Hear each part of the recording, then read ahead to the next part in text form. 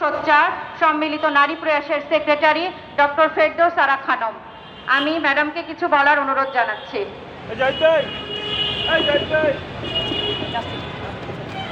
বিসমিল্লাহির রহমানির রহিম। উপস্থিত সাংবাদিক ভাই ও বোনেরা, আসসালামু আলাইকুম। আজ অত্যন্ত ভারাক্রান্ত হৃদয়ে এখানে এসে দাঁড়িয়েছি।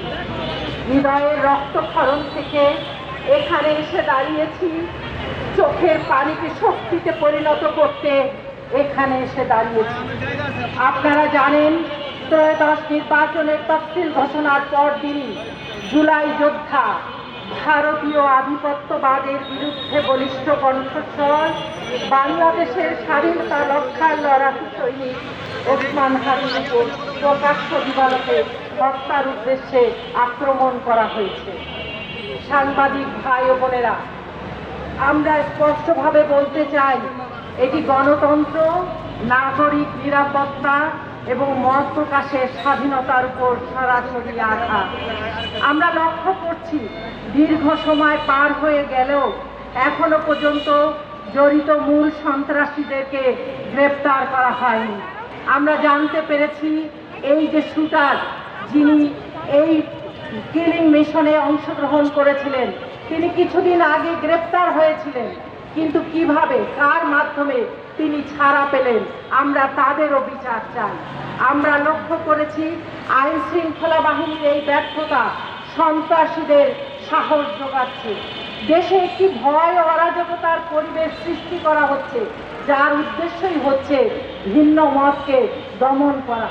সাংবাদিক ভাই ও বোনেরা, একজন জুলাই যোদ্ধার উপর প্রকাশ্যে হামলা প্রমাণ করে যে আজ শুধু আন্দোলনকারীরা নয়, সাধারণ নাগরিকের জীবনেরও নিরাপত্তা নাই।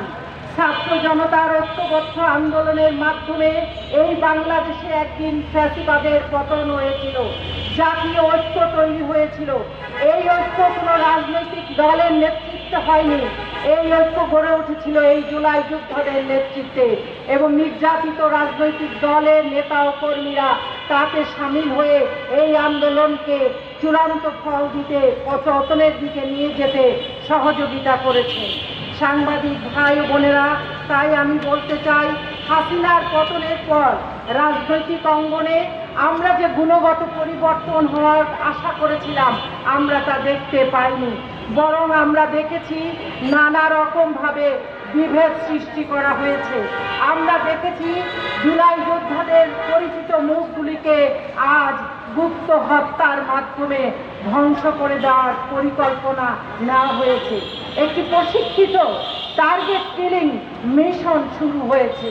অন্য দলগুলো যখন ক্ষমতায় যাওয়ার জন্য চেষ্টায় নিয়োজিত, হাদি তখন অন্যরকম একটি সাংস্কৃতিক আন্দোলন গড়ে তোলার চেষ্টা করেছিল।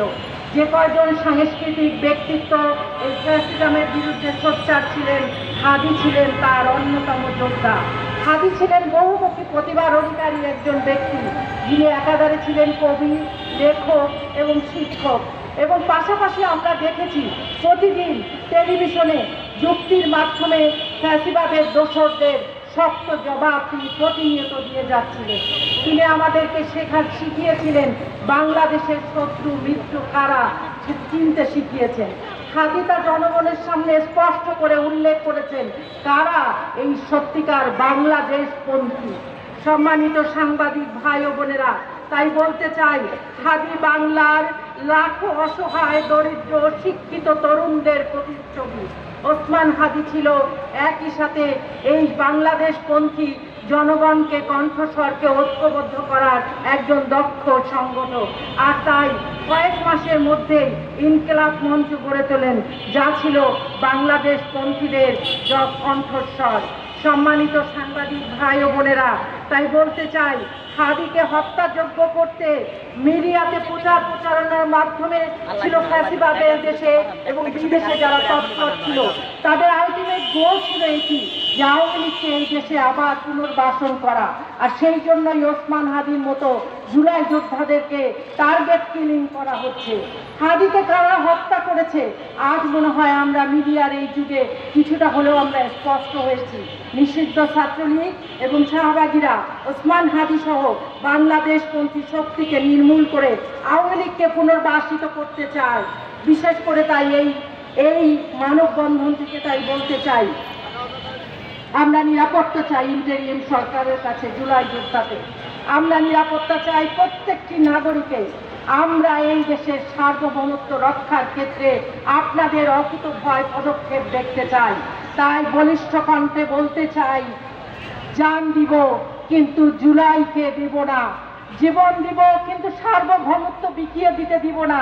কারো পরাশক্তি শক্তিশালী হলেও আমরা দুর্বল বলে আমরা বিক্রি হয়ে যাব না। আসসালামু আলাইকুম।